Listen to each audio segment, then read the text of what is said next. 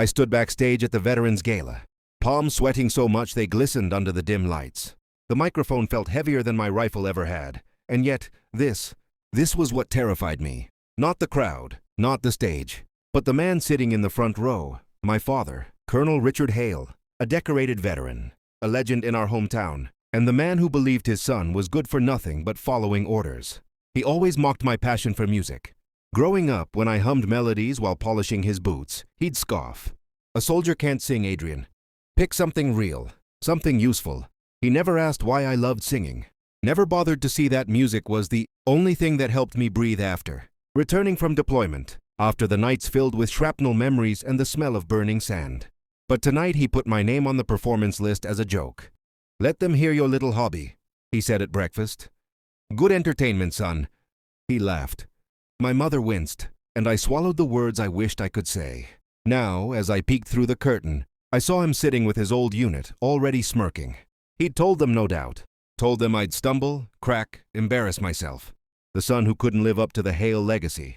Beside him, my mom looked at me with a soft, supportive smile, mouthing, "You can do this." But my father's amusement was louder. The stage manager tapped my shoulder.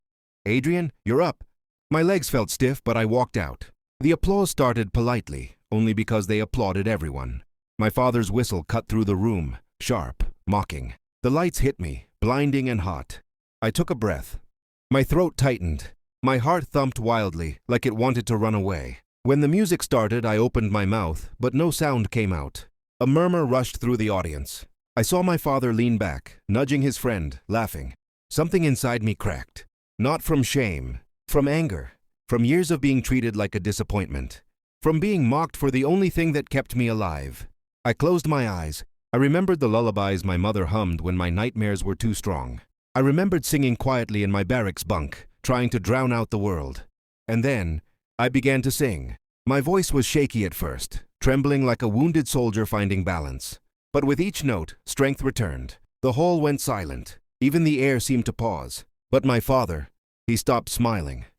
The final note trembled in the air long after I stopped singing. For a moment, the entire hall felt frozen, suspended between disbelief and awakening. My eyes opened slowly, adjusting to the blinding lights, and then I saw them. Not mockery, not laughter. Silence. A silence so deep it was almost sacred. My father's smirk had disappeared. His hands, once folded confidently over his chest, hung loosely at his sides. His eyebrows were pulled together, not in anger, but in something far more unfamiliar on his face. Confusion, and maybe even regret. The audience rose to their feet. A standing ovation. Their applause hit me like a wave, and I stumbled back a little, overwhelmed. Some veterans wiped their eyes. A few saluted. I had sung a tribute to brothers lost. Our brothers. Theirs and mine. And it reached them the way I had hoped it would. But it was my mother's face that shattered me. She was crying openly, smiling through the tears, hands pressed over her heart. As I walked off stage, my legs felt lighter, almost unburdened. The stage manager clapped my shoulder.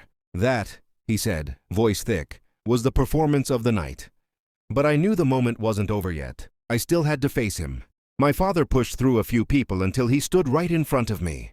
Up close, he looked older, like pride and stubbornness had carved deep trenches in him over the years.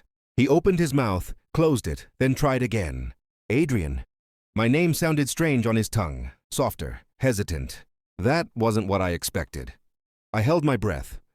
"You put me up there as a joke." He swallowed hard. "I did." The admission hung between us.